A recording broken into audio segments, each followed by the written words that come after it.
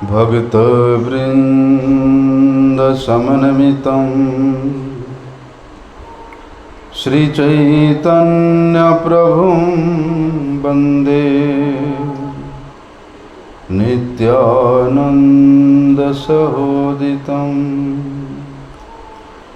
श्रीनन्दनन्दनं वन्दे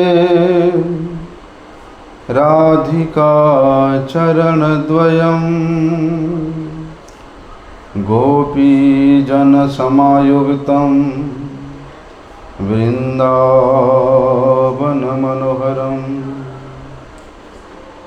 गुरवे गौरचन्द्राय राधिकाय तदालये कृष्णाय कृष्णभक्ताय तद्भक्ताय नमो नमः। वाञ्छाकल्पतरुर्भ्यश्च कृपा सिन्धुभ्यैव च पतितानं पावनेभ्यो वैष्णवेभ्यो नमो नमः। पतितपावन परम करुणामय परम आराध्यतम गुरुपाद पद्म नित्यलीला प्रविष्टम विष्णुपाद परमहंस परिव्राजकाचार्य अष्टोत्तर शत श्री श्रीमद् शिल भक्ति वल्लभ तीर्थ गोस्वामी गुरु महाराज जी के श्री अभय चरण कमल में अनंत कोटि साष्टांग दंडवत प्रणाम करते हुए उनकी अहेतु की कृपा प्रार्थना करता हूँ। परम आराध्यतम शिक्षा गुरुपाद पद्म नित्यलीला प्रविष्टम विष्णुपाद परमहंस शिल भक्ति विज्ञान भारती गोस्वामी महाराज के चरण कमल में अनंत कोटि साष्टांग दंडवत प्रणाम करते हुए उनकी अहितु की कृपा प्रार्थना करता हूँ।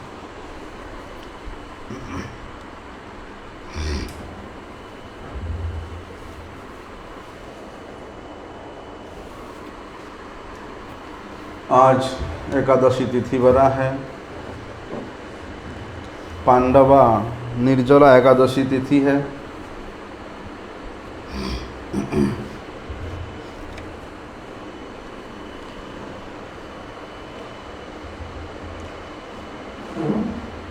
विशेष रूप से व्रत के दिन में प्रत्येक क्षण भगवान के पास ही रहना चाहिए। उपवास, उप का मतलब होता है समीप में, वास का मतलब होता है रहना। इसलिए उपवास के दिन, व्रत के दिन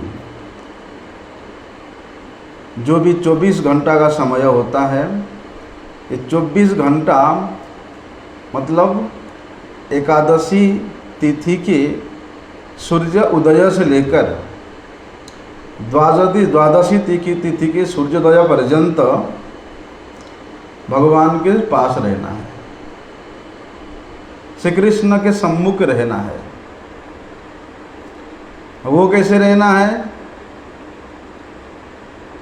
बोलते हैं भगवान के नाम संकीर्तन को लेकर के रहना है, भक्तों के संग में भगवान के कथा को श्रवण करके रहना है। जो नवदा भक्ति का अंग है उसको पालन करते हुए, भगवत चिंतन करते हुए भगवत सम्मुख रहा जाता है। इसलिए एकादशी तिथि के दिन में, जो कि सभी व्रतों से श्रेष्ठ व्रत है, उस दिन तो विशेष नियम में स्थित होकर के, नियम का अनुवर्तिन होकर के, व्रत के जो उद्देश्य है उस उद्देश्य को अपने सम्मुख स्मरण में रख करके पालन करना चाहिए। एकादशी तिथि पालन करने के लिए हमारे शास्त्रों ने जो निर्देश दिया है, एक वो, दूसरा एकादशी में क्या निषेध है, क्या ग्रहणीय है, उसको पालन करते हुए, और तीसरा केवल भगवत प्रीति के उद्देश्य से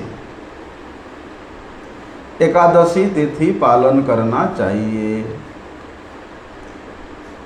वैसे तो एकादशी देवी सभी प्रकार के फल प्रदान करने में परम समर्थ है, लेकिन यदि कोई भगवान के प्रेम प्राप्त करने का आशा लेकर के एकादशी व्रत को पालन करते हैं, तो भगवान उसके प्रति अत्यधिक प्रसन्न होते हैं। साथ ही साथ जो विष्णु शक्ति एकादशी, वे भी अत्यंत प्रसन्न होती है। तो एकादशी महात्म्य श्रवण के विषय में गर्ग संहिता में एक बड़े सुंदर प्रसंग का वर्णन है, जिसमें स्वयं राधा रानी एकादशी व्रत के महिमा को बोल रहे हैं।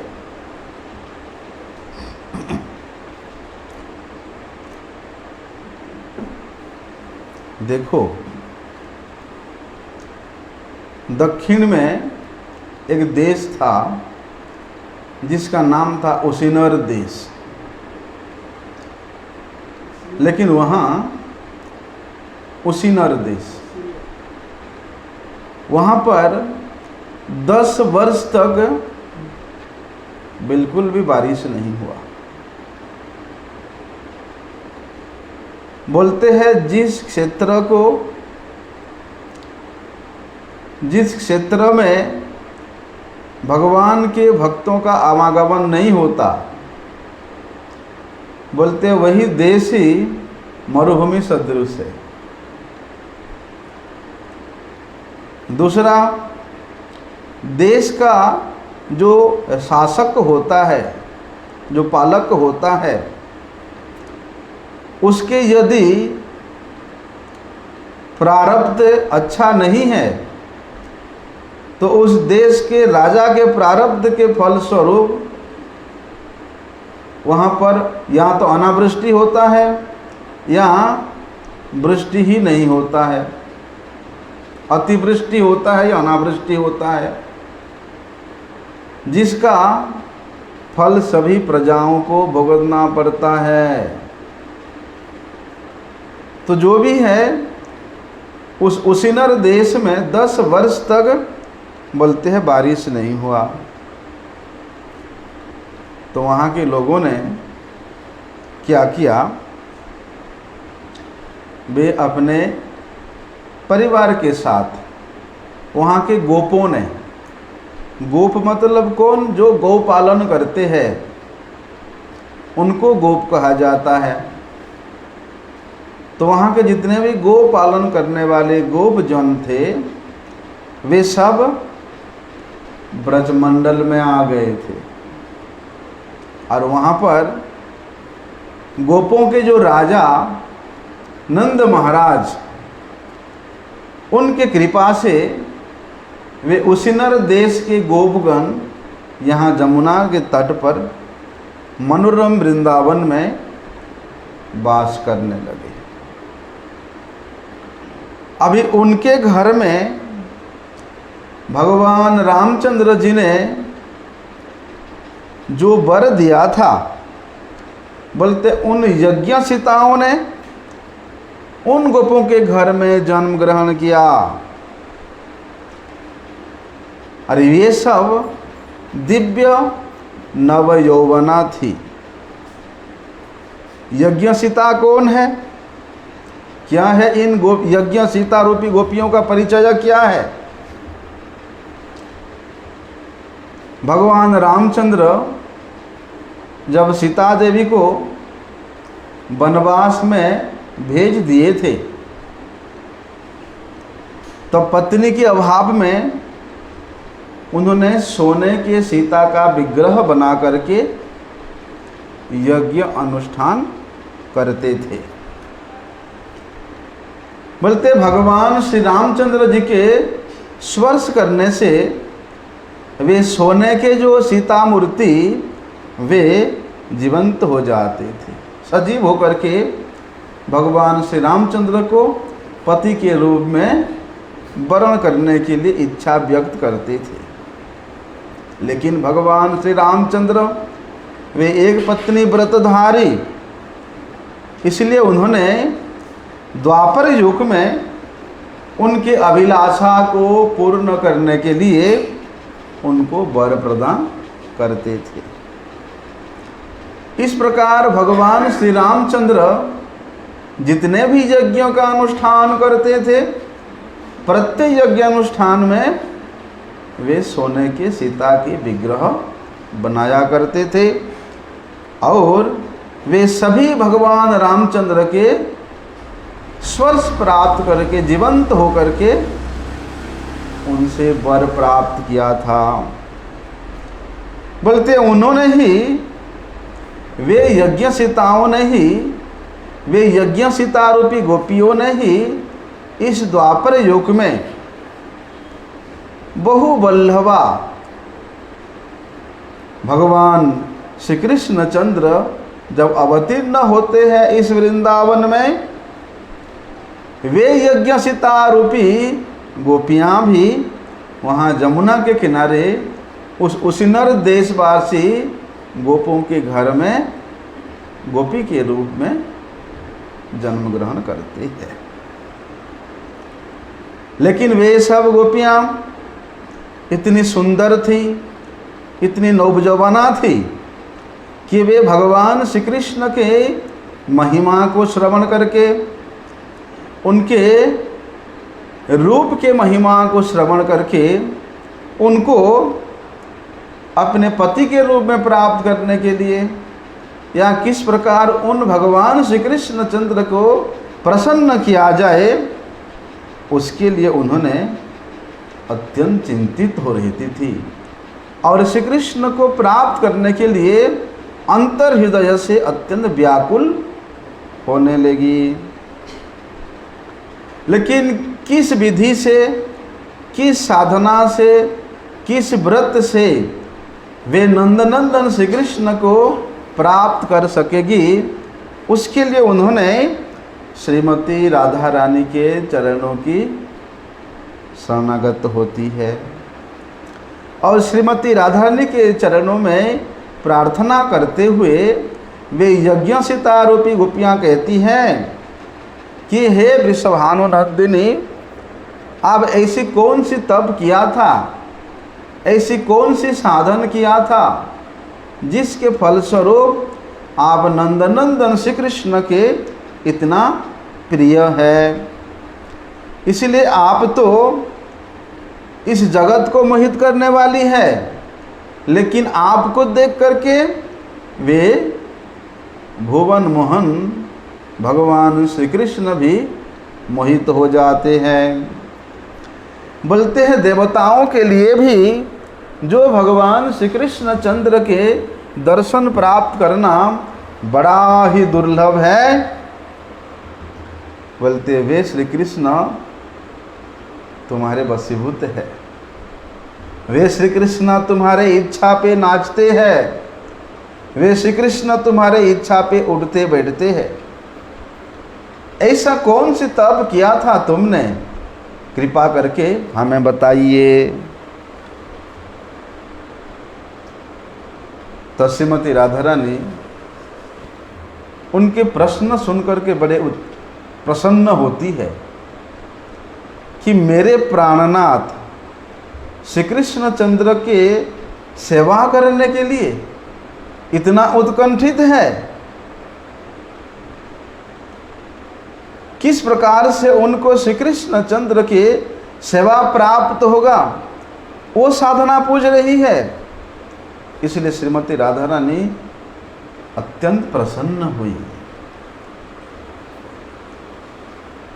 इस संसार में जिस प्रकार से कोई स्त्री अपने पति के सेवा करने का इच्छा करती है, तो उस पति के जो स्त्री है वो कभी भी उस स्त्री को सुजोग नहीं देती अथवा वे प्रसन्न नहीं होती है। यद्यपि श्री कृष्ण श्रीमती राधा रानी के सेवा में वशीभूत है और श्रीमती राधा रानी को ही अपना प्राण सर्वस्व मानते हैं, बोलते वे श्रीमती राधा रानी के चरणों में जब ये असंख्य गोपियाँ प्रार्थना करती है कि हे श्री राधे, हमें भी श्री कृष्ण के सेवा का सुजोग प्रदान करें, किस प्रकार से उनको प्रसन्न करें, ऐसा प्रश्न सुन करके श्रीमती राधा रानी अत्यंत प्रसन्न हो जाती है और कहती है कि हे गोपियाँ, यदि तुम लोग भगवान श्री कृष्ण को प्रसन्न करना चाहती हो तो तुम लोगों को एक काम करना पड़ेगा, एक व्रत की अनुष्ठान करना पड़ेगा, और वो व्रत है एकादशी व्रत। यदि श्री कृष्ण के प्रसन्नता का उद्देश्य लेकर के एकादशी व्रत करोगे तो श्री कृष्ण तुम्हारे वशीभूत हो जाएंगे। और ये इसमें कोई संशय नहीं है, ये मैं स्वयं बोल रही हूँ कि श्री कृष्ण से प्रसादार्थम कुरुतैर एकादशी व्रतम तेन अवश्य हो हरि साक्षात् भविष्यति न संशय। कि भगवान श्री कृष्ण के प्रसाद को, उनके कृपा को, उनके प्रसन्नता को अनुभव करते हुए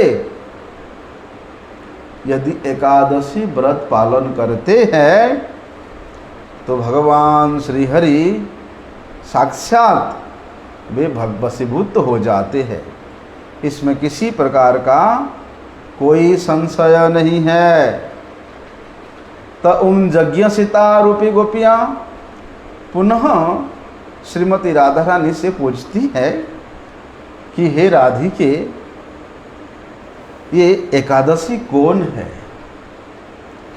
ये एकादशी भला भगवान के इतना प्रिय क्यों है? कि जिनके व्रत करने से वे स्वयं वशीभूत हो जाते हैं। कृपा करके उस व्रत के बारे में, उस व्रत को पालन करने का जो विधि है उसके बारे में हम लोगों को आप बताइए। श्रीमती राधा जी कहते हैं कि जब असुरों का वध करने के लिए विष्णु देह से, भगवान विष्णु के श्री अंग से अग्रहायण मास में, बोलते कृष्ण पक्ष में एकादशी नामक विष्णु शक्ति की उत्पत्ति हुई थी। और भगवान श्री हरि के इच्छा के अनुसार भगवान श्री हरि शयन के अवस्था में रहते हुए ये विष्णु शक्ति श्री हरि के अंग से प्रकट होकर के उनके इच्छा के अनुसार उन राक्षस का वध किया था। इसलिए भगवान श्री कृष्ण ये एकादशी के ऊपर विशेष प्रसन्न हुए थे। तो श्रीमती राधा रानी कहती है कि मैं, हे गोपियों, तुम लोगों के मंगल के लिए ये एकादशियों के व्रत के बारे में अवश्य वर्णन करूंगा। लेकिन कितना एकादशी है? बोलते 26 नामों से ये एकादशी कीर्तित होती है।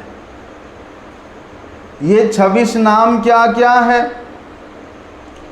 बोलते हैं 12 वर्ष में और 12 मास में 24 एकादशी, और उसमें भी जो अधिक मास होती है उस अधिक मास में 2 एकादशी। इस प्रकार 26 एकादशी पालन किया जाता है। और ये प्रत्येक पक्ष में अलग अलग नाम से ये एकादशी अभिहित हुई है।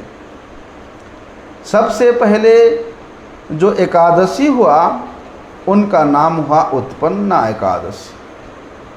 कोई कोई उत्पत्ति एकादशी के नाम से भी जानते हैं। इसके बाद मोक्षदा, सफला, पुत्रदा, षटतिला, जया एकादशी और विजया एकादशी। इसके बाद आमलकी एकादशी, फिर पाप मोचनी एकादशी, फिर कामदा एकादशी, बरुथिनी एकादशी, मोहिनी एकादशी। इसके बाद निर्जला एकादशी का नाम आता है। इसके बाद योगिनी एकादशी, शयनी एकादशी, कामिनी एकादशी, पवित्र एकादशी, अजा एकादशी, पद्मा एकादशी, इंदिरा एकादशी। फिर इसके बाद पाशांकुशा एकादशी आता है, रमा एकादशी आता है, और ये रमा और प्रबोधिनी ये दोनों एकादशी अधिक मास के दोनों पक्ष की है। बोलते इस प्रकार वे एकादशी तिथि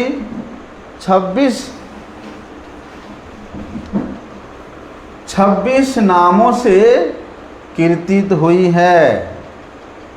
बोलते एकादशी के ये 26 नामों का जो पाठ करते हैं या इन एकादशी के नामों का जो व्यक्ति एकादशी के दिन में श्रवण करते हैं उनको पूरे वर्ष की द्वादशी व्रत के फल अपने आप मिल जाता है। देखो, लेकिन ये व्रत के नियम कैसा है? तब श्रीमती राधा रानी वे स्वयं कहती है कि हे गोपांगनाओं, ये एकादशी व्रत की जो नियम है मैं उसके बारे में बोल रहा हूँ, तुम लोग श्रवण करो। क्या करना है कि दशमी को भूमि शैया पर शयन करना है और एक बार मात्र भोजन करना है और एक ही बार जल पान करना है। फिर क्या करना? प्रातः काल धुले हुए वस्त्र पहनकर इंद्रियों को संयम रखते हुए एकादशी के दिन में ब्रह्म मुहूर्त में शैया को त्याग करना चाहिए और शैया त्याग करते ही भगवान श्री हरि के श्रीपाद पद्मों का स्मरण करते हुए उन्हीं को नमस्कार करना चाहिए। उसके बाद स्नानादि क्रिया करना, लेकिन स्नान करने का भी विधान है। यदि कुएं में स्नान करते हैं तो कुएं के स्नान को अधम स्नान कहा जाता है। 100 हाथ लंबा जलाशय तालाब में स्नान करने को उसको मध्यम स्नान कहा जाता है।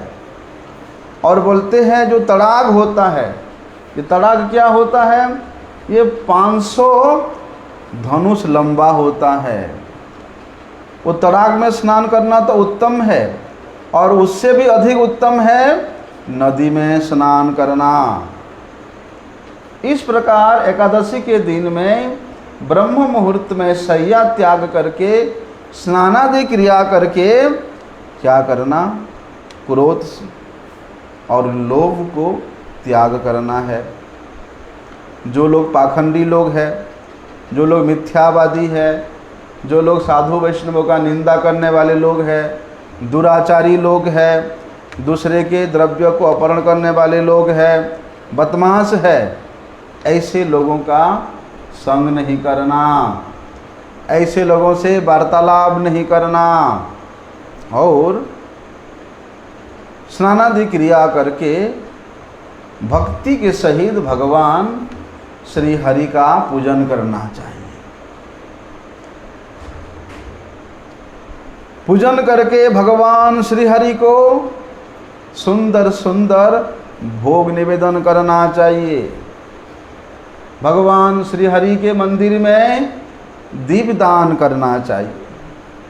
विशेष रूप से एकादशी के दिन में साधु संत ब्राह्मणों के मुख से एकादशी व्रत को श्रवण करना चाहिए। यदि साधु संत ब्राह्मणों के मुख से एकादशी व्रत महिमा श्रवण करने का सुयोग मिलने पर भी यदि उसको हम लोग अनिच्छापूर्वक श्रवण करते हैं, अश्रद्धापूर्वक श्रवण करते हैं, या कथा आरंभ होते हुए हम लोग उस स्थान को छोड़ के चले जाते हैं, बोलते हैं उससे बड़ा दुर्भाग्य ये संसार में कोई है नहीं। जिस प्रकार से हाथ में आया हुआ मणि को छोड़ करके वे व्यक्ति वहाँ जा कर के मिट्टी के ढेला को ग्रहण करता है, तो उससे बड़ा दुर्भागा और कौन हो सकता है। इसलिए जो लोग विशेष रूप से एकादशी महिमा को मुख देख करके कि ये साधु अच्छा नहीं है, वो साधु अच्छा है, ये ब्राह्मण अच्छा नहीं है, वो ब्राह्मण अच्छा है, हम इसके मुख से सुनेंगे, उसके मुख से नहीं सुनेंगे, ये बड़ी सुरीली कथा करता है, वो बेकार की कथा करता है, इस प्रकार एकादशी महिमा कथा को भेदभाव रखने वाला व्यक्ति घोर नरक में पतित होता है। इसलिए श्रीमती राधा रानी वहाँ कहती है एकादशी के दिन में विशेष रूप से कृष्ण गुण कीर्तन करते करते, भगवान के नाम का कीर्तन करते करते रात्रि जागरण करना चाहिए। कांसे के पात्र में भोजन नहीं करना, किसी प्रकार के साग का, अन्न का, दाल का भोजन नहीं करना। एकादशी के दिन में असत्य भाषण नहीं करना, स्त्रियों के साथ बात नहीं करना, मैथुन आदि क्रिया से हमेशा अपने आप को दूर रखना चाहिए। और ये सब नियम एकादशी व्रत के एक दिन पहले अर्थात द्वादशी के दिन से ही करना चाहिए। और एकादशी के दिन, द्वादशी के दिन और दशमी के दिन, ये तीनों दिन में विशेष रूप से नियम को पालन करना चाहिए। जुआ नहीं खेलना चाहिए एकादशी के दिन में, एकादशी के दिन में नहीं सोना चाहिए, पान नहीं खाना चाहिए, दंत धावन नहीं करना चाहिए, दूसरे का निंदा नहीं करना चाहिए, चोरी नहीं करना चाहिए, हिंसा नहीं करना चाहिए, किसी से प्रेम नहीं करना चाहिए, और झूठ को तो हमेशा वर्जन ही करना चाहिए। ठीक इसी प्रकार का नियम द्वादशी के दिन में भी पालन करना चाहिए। इस प्रकार एकादशी व्रत पालन करना पड़ता है। लेकिन एकादशी व्रत पालन करने का समय क्या है? गोपियों ने कहते हैं कि हे श्रीमती राधा रानी, इस एकादशी व्रत पालन करने का जो काल है, जो समय है, कृपा करके वो हमें आप बता दीजिए। बोलते हैं इसका फल क्या है, इस व्रत का महात्म्य क्या है, आप विशेष रूप से हम लोग उसको भी श्रवण करना चाहते हैं, आप कृपया बताइए। श्रीमती राधा जी कहते हैं, बोलते हैं दशमी दिन, दशमी तिथि यदि 55 दंड की होता है तो दूसरे दिन एकादशी को छोड़ करके द्वादशी के दिन में व्रत करना चाहिए।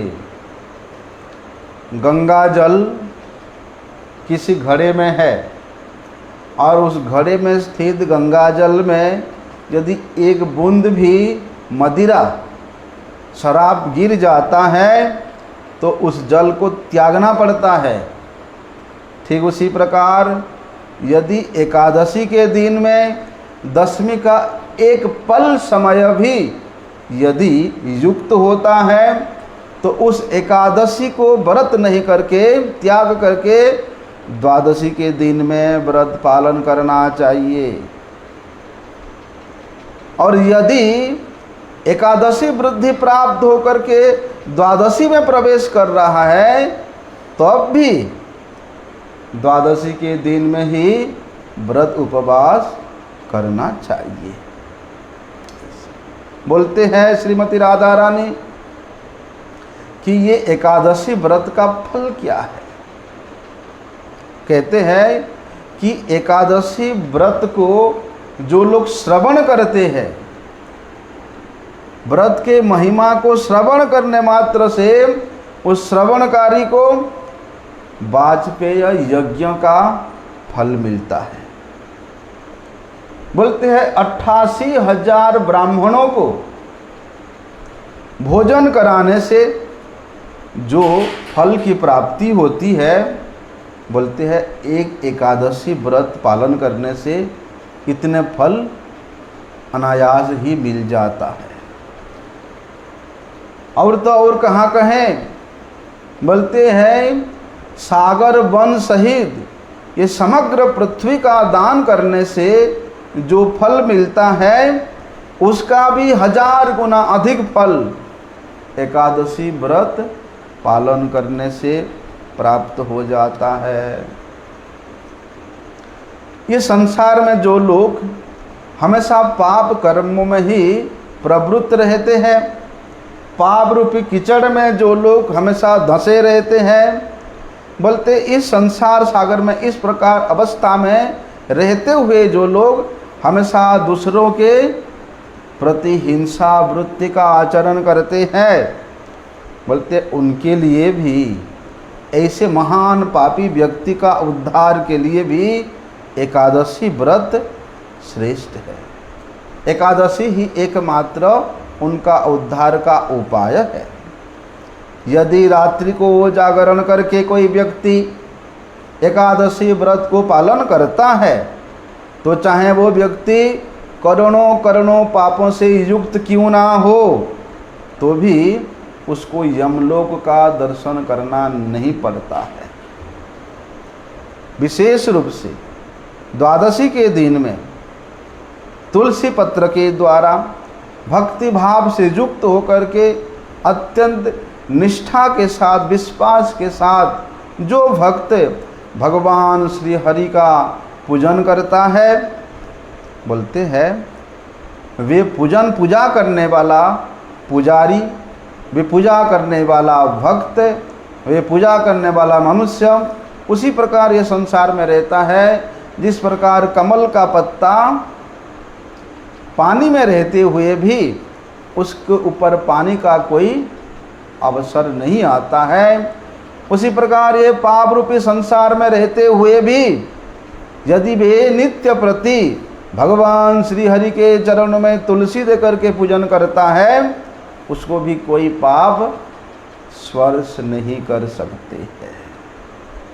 इसलिए हजारों अश्वमेध यज्ञ करने से जो फल मिलता है, सैकड़ों राजस्व यज्ञ करने से जो फल मिलता है, बोलते हैं एक एकादशी व्रत के 16वें भाग का एक भाग के बराबर भी उसका फल नहीं होता है। इसलिए एकादशी व्रत में उपवास करने से मातृपक्ष के 10 पीढ़ी का, पितृपक्ष के 10 पीढ़ी का और अपनी पत्नी के पक्ष के 10 पीढ़ी का उद्धार हो जाता है। गाय चाहे सफ़ेद हो चाहे काला हो, अगर दोनों ही गाय दुधारू है तो दोनों ही मर्यादा से युक्त है, दोनों को ही गुण मर्यादा युक्त है। उसी प्रकार एकादशी भी, चाहे वो शुक्ल पक्ष की एकादशी हो चाहे वो कृष्ण पक्ष की एकादशी हो, दोनों पक्षों के एकादशी का मर्यादा महिमा एक जैसा ही है। इसलिए श्रीमती राधा रानी वहाँ पर उन यज्ञ सीता रूपी गोपियों को कहती है कि हे गोपियाँ,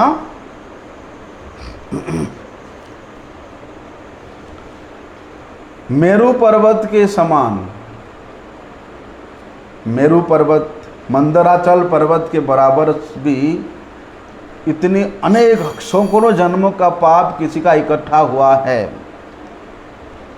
तो एकादशी व्रत पालन करने से वे इतना विशाल पाप का पहाड़, जिस प्रकार रुई की गठरी आराम से जल जाती है, रुई की गठरी आराम से जल के राख हो जाती है, एक एकादशी पालन करने से उसके तमाम जन्मों के पाप राशि भी जल के राख हो जाती है।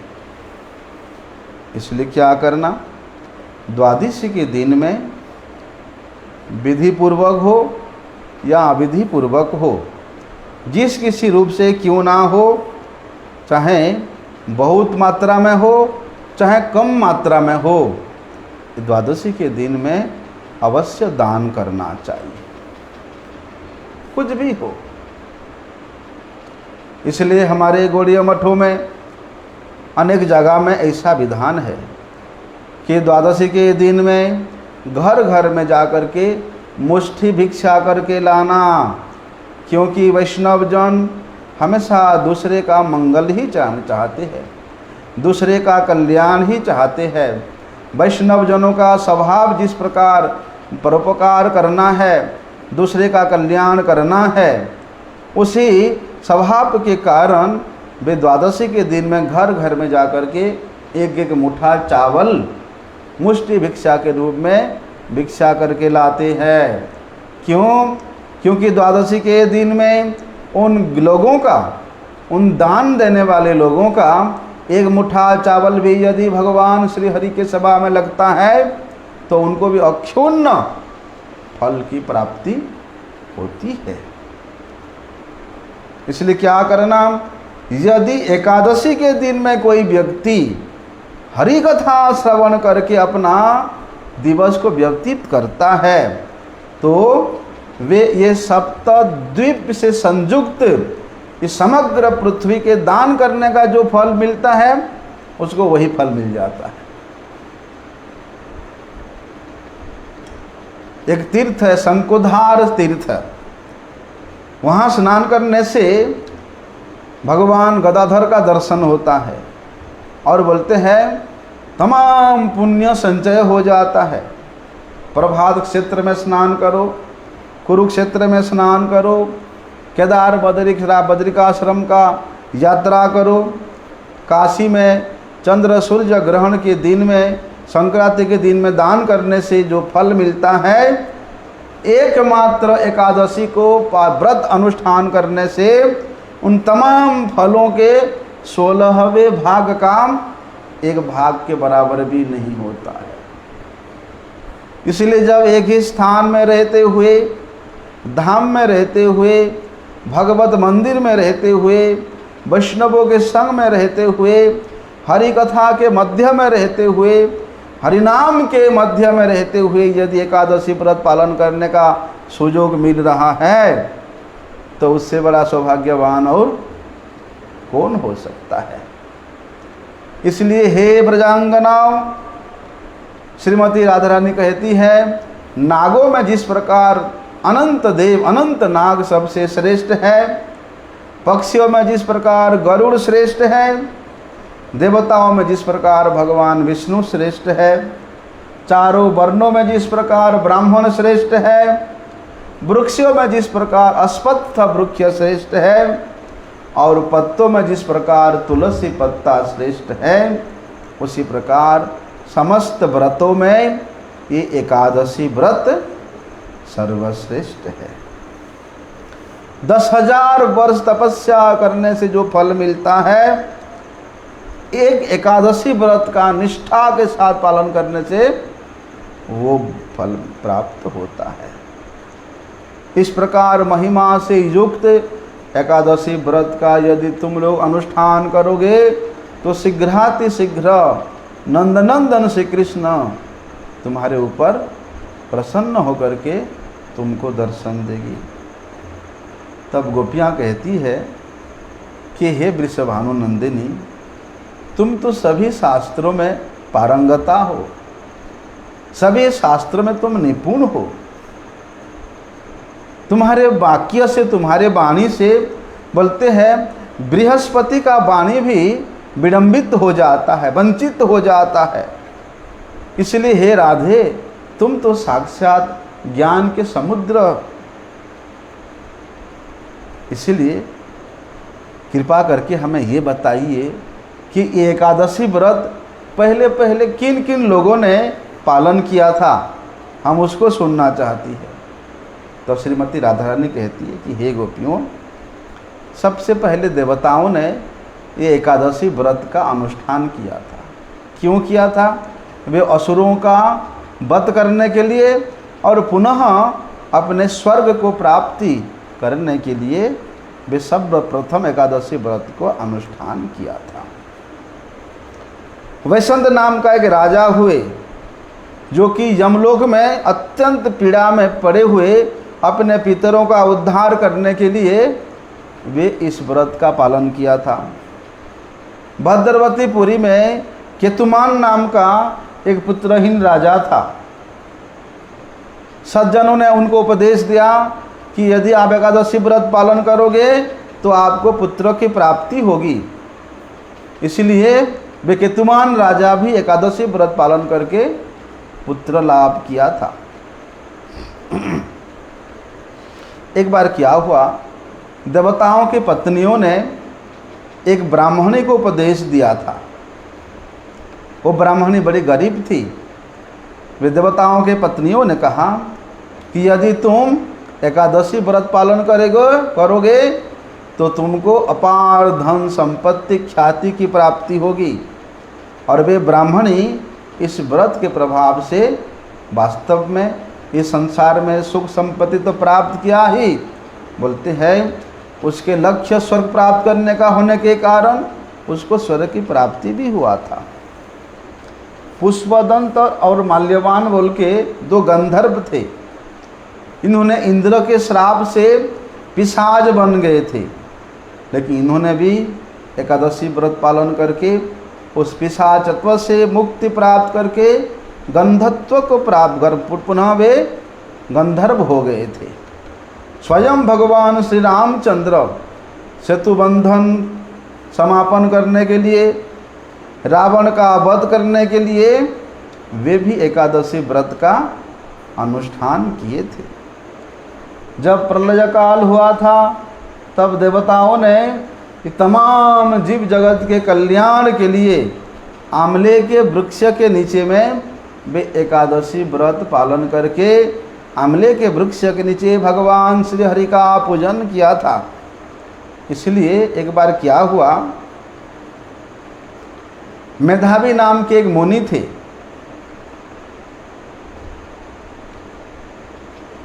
वे मुनि होते हुए भी अप्सरा के साथ संग किया था, जिसके फलस्वरूप उनके संपूर्ण शरीर में कुष्ठ रोग हो गया था। अपने पिता उपदेश के कारण वे एकादशी व्रत पालन करके बोलते उस दोष से मुक्त हुए थे। इसी प्रकार ललित नामक एक अन्य गंधर्व था, जो अपने ही स्त्री के अभिशाप से राक्षस बन गया था, राक्षस जनि को प्राप्त किया था। वे भी एकादशी व्रत पालन करके दोबारा गंधर्वत्व को प्राप्त किया था। तो श्रीमती राधा रानी कहती है कि इस एकादशी व्रत को पालन करने के कारण महामती मानधाता महाराज, सागर महाराज, ककुत्थ महाराज, मुचुकुंद महाराज, धुंधुमार महाराज, ये सब देवताओं ने स्वर्ग की लाभ किया था। कहते हैं स्वयं भगवान शिव जी एकादशी व्रत पालन करके ब्रह्म कपाल से मुक्त हुए थे। दृष्ट बुद्धि नाम का एक महादुष्ट वैश्य था। अत्यंत दुष्ट होने के कारण उसके पिता ने उसको परित्याग कर दिया था, लेकिन वे भी एकादशी व्रत पालन करके सीधे वैकुंठ की प्राप्त किया था। और महाराज रुक्मांगद ने तो इस व्रत को पालन करके अखंड भूमंडल को भोग तो किया ही, अंत में सभी प्रजाओं के साथ सीधे वैकुंठ की प्राप्त किया था। और अम्बरीश महाराज का चरित्र तो हम लोग श्रवण करते ही है। अम्बरीश महाराज नित्य एकादशी व्रत पालन करके बोलते हैं उस ब्रह्मसाप जो कि अप्रतिरोध्य है, वो ब्रह्मसाप भी उनको स्पर्श नहीं कर पाया।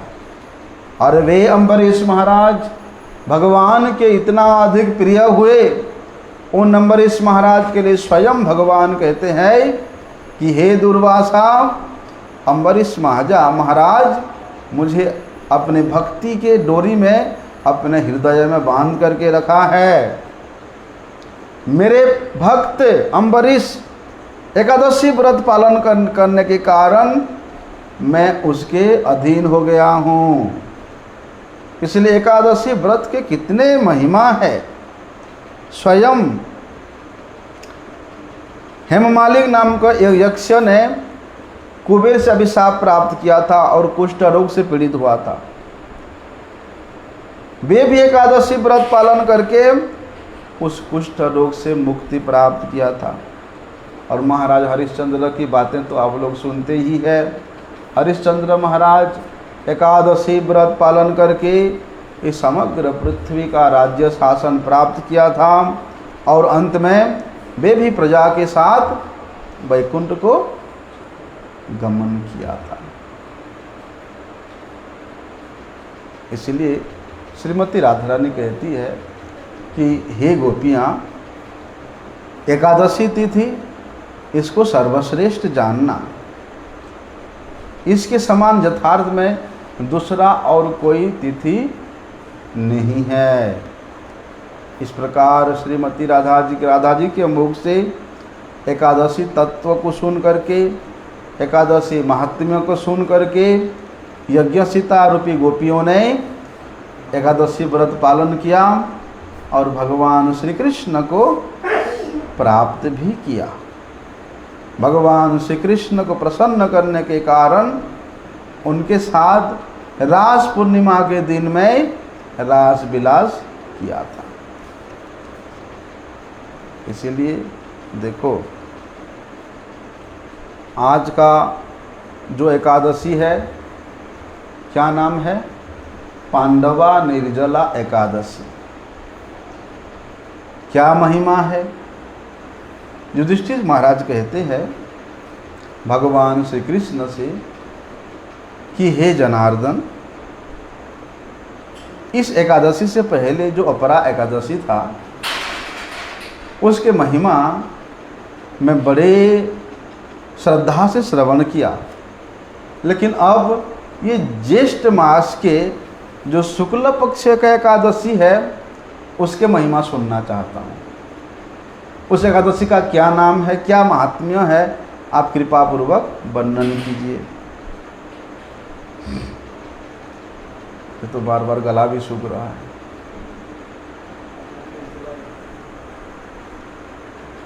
ज़्यादा देर बोला नहीं जाता है, हैं? हाँ, भगवान श्री कृष्ण वहाँ कहते हैं कि हे महाराज, आज के जो एकादशी है अर्थात ज्येष्ठ मास के शुक्ल पक्ष की जो एकादशी है उसके महिमा आपको स्वयं धर्मात्मा वेदव्यास ही सुनाएंगे। क्यों?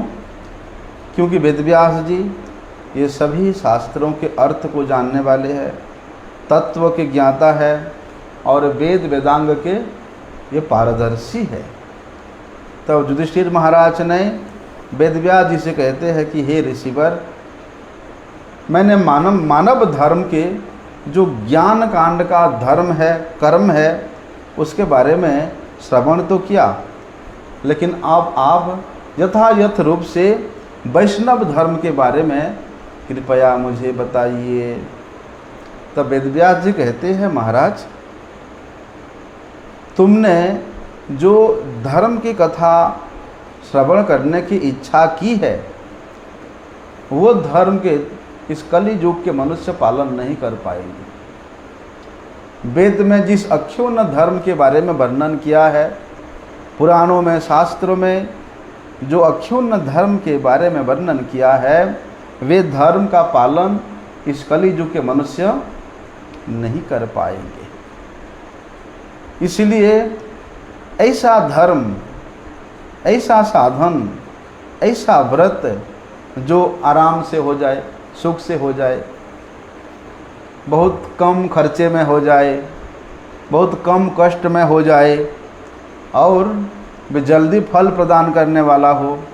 बोलते ऐसा जो व्रत है और शास्त्र के जो सार स्वरूप है, उसी प्रकार के धर्म को इस कलियुग के मनुष्य पालन कर सकता है, उसके लिए संभव है।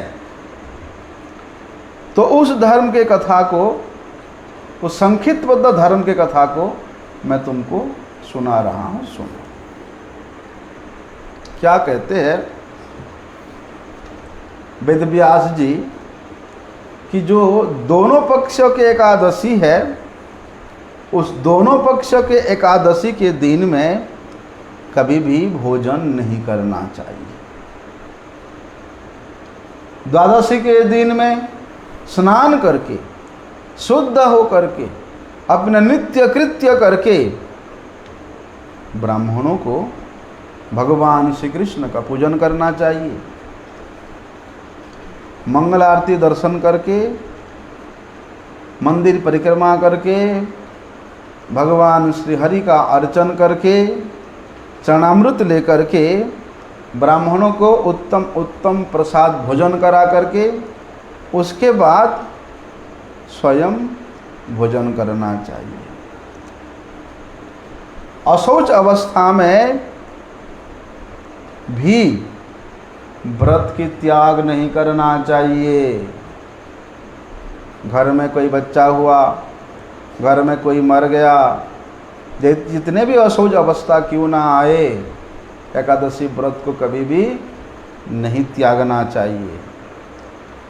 और बोलते हैं जो लोग स्वर्ग प्राप्त करने का इच्छुक है, उनके लिए तो भैया पूरा जीवन ये व्रत पालनीय है, इसमें किसी प्रकार का कोई संशय नहीं है। चाहे व्यक्ति पाप कर्म में रत रहे, चाहे वो धर्महीन व्यक्ति ही क्यों ना हो, कोई भी एकादशी के दिन में भोजन नहीं करे। तो वे धर्महीन व्यक्ति हो, चाहे पाप कर्म में रत व्यक्ति हो, यदि एकादशी पालन करता है तो उसको यमलोक में जाना नहीं पड़ता है। व्यासदेव जी के इस बात को सुन करके वहाँ भीमसेन जी थे, वे तो कांपने लगे। क्यों कांपने लगे? कहते हैं कि हे महाबुद्धि पितामह व्यासदेव जी, मेरे साथ जितने लोग रहते हैं, मतलब जितने बाकी है हमारे, चाहे वो कुंती माता हो, द्रौपदी हो, भ्राता युधिष्ठिर हो, अर्जुन, नकुल, सहदेव, इनमें से कोई भी एकादशी के दिन में भोजन नहीं करते हैं, सभी एकादशी पालन करते हैं, लेकिन मैं तो नहीं खा के नहीं रह सकता हूँ। चाहे एकादशी हो, कुछ भी हो, मैं एक दिन भी भोजन नहीं करूँगा तो मेरे से नहीं रहा जाता है। इसलिए खाने को मना मत करो, हैं, भूख प्यास से उपवास नहीं रह सकता हूँ मैं। अब भीमसेन के बात को सुन करके व्यासदेव जी कहते हैं, भीमसेन, यदि स्वर्ग प्राप्त करने का इच्छा है तो दोनों पक्षों के एकादशी 2 दिन जो है तुम भोजन को त्याग देना, भोजन मत करना। भीमसेन कहते हैं, क्या करें ऋषिवर, उपवास करना तो बड़ी दूर की बात है, एक बार भी भोजन ना करूं तो भी मेरे से रहा नहीं जाता है। क्यों? क्योंकि वृक नामक जो जठराग्नि है, पेट का जो अग्नि है, वो मेरे पेट में विराजमान है। जब तक मैं भोजन नहीं करूंगा वो अग्नि शांत नहीं होगा, वो जलता ही रहेगा। इसलिए प्रत्येक एकादशी पालन करने में मैं असमर्थ हूँ। वर्ष में ऐसा कोई एक एकादशी व्रत है, एक एकादशी वर्ष में, एक वर्ष में एक एकादशी ऐसा कोई है जिसको मैं पालन कर सकूं, और उस एक एकादशी आप मेरे लिए निश्चित कर दीजिए। तब वेदव्यास जी कहते हैं कि ज्येष्ठ मास के शुक्ल पक्ष की जो एकादशी है तो उसमें खाना तो छोड़ो, जल भी नहीं पीना, साल में एक दिन। लेकिन एक अंजलि जल लेकर के आचमन करने से कोई दोष नहीं है। उतना जल लो हाथ में जैसे उसमें एक सरसों डूब जाए या एक सोने का मणि डूब जाए या उड़द डाल के एक दाना उसमें डूब जाए। इतने परिमाण में जल लेकर के जिह्वा में, ओष्ठ में स्पर्श करके आचमन करने से व्रत भंग नहीं होता है। इसलिए एकादशी के दिन में क्या करना, सूर्य उदय से लेकर द्वादशी के दिन के सूर्य उदय तक क्या नहीं करना, जलपान नहीं करना। 24 घंटा एकादशी के सूर्योदय से लेकर द्वादशी के सूर्योदय तक यदि तुम जल भी नहीं ग्रहण करोगे तो तुमको पूरे साल के एकादशी का फल प्राप्त हो जाएगा। लेकिन क्या करना पड़ेगा, द्वादशी के दिन में उठते ही खाने में नहीं लग जाना।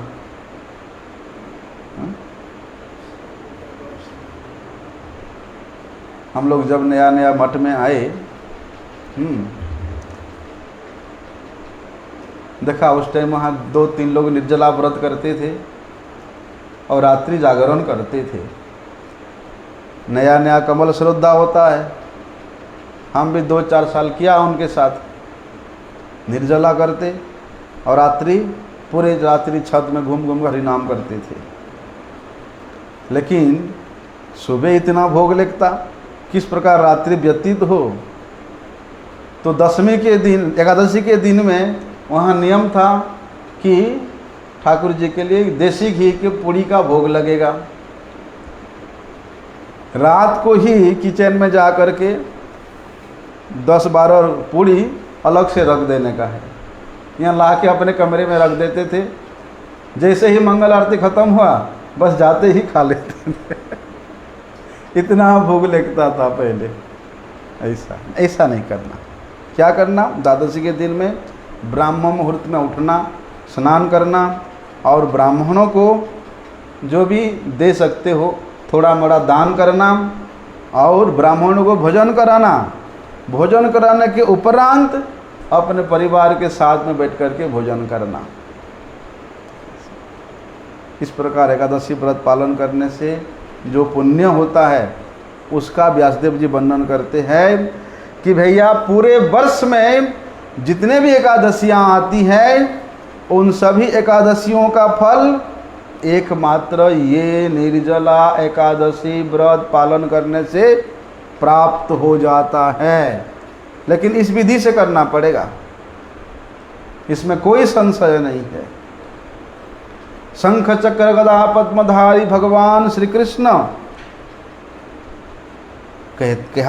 वेदव्यास जी से कहे थे कि हे वेदव्यास जी, सभी वैदिक धर्म, सभी लौकिक धर्म उसको परित्याग करके जो मनुष्य एकमात्र मेरे शरण में होकर के, मेरे शरणापन्न होकर के एकादशी व्रत को निराहार रहता है, वो तो करोड़ों जन्मों के पापों से मुक्त होकर के मेरे परम पद स्वरूप वैकुंठ को प्राप्त हो जाता है। क्योंकि भैया इस कलियुग में कोई भी द्रव्य शुद्धि नहीं होता है। इसलिए शास्त्रों में जिस प्रकार नियम का वर्णन है कि द्रव्य का शुद्धि करो, स्थान का शुद्धि करो, काल का शुद्धि करो, पात्र का शुद्धि करो, हैं, आचार्य का शुद्धि करो, यजमान का शुद्धि करो, हजारों नियम है। तो कली युग में वेद वेदांग में जो विशेष नियमों का वर्णन है उतने सारे नियम पालन कली युग का मनुष्य नहीं कर सकता है। इसलिए हे भीमसेन, उतना सारे नियम करने की कोई प्रयोजन नहीं है। तुम एक काम करो, दोनों पक्ष के एकादशी और शुक्ल पक्ष और कृष्ण पक्ष उस दिन जलपान छोड़ करके अर्थात निर्जल होकर के तुम व्रत करना। क्या कहते हैं वेदव्यास जी? यमदूत तो दूर की बात है, यमदूत सपने में भी उस एकादशी पालन करने वाला के पास नहीं आएंगे, सपने में भी नहीं आएंगे। वरम भगवान विष्णु के दूत हैं, वहाँ आकर के उसको विष्णु लोक में ले जाते हैं। इस प्रकार ये पांडवा निर्जला एकादशी व्रत का महात्म्य है। इस व्रत के महात्म्य को जो व्यक्ति श्रद्धापूर्वक श्रवण करता है उसको भी तमाम पुण्यों की प्राप्ति होती है और तमाम जन्मों के पाप राशि उसका ध्वंस होकर के वे भी हृदय में भक्ति को प्राप्त करते हैं। वांछा कल्पतरुभ्यश्च कृपा सिंधुभ्यैव च पतितानां पावनेभ्यो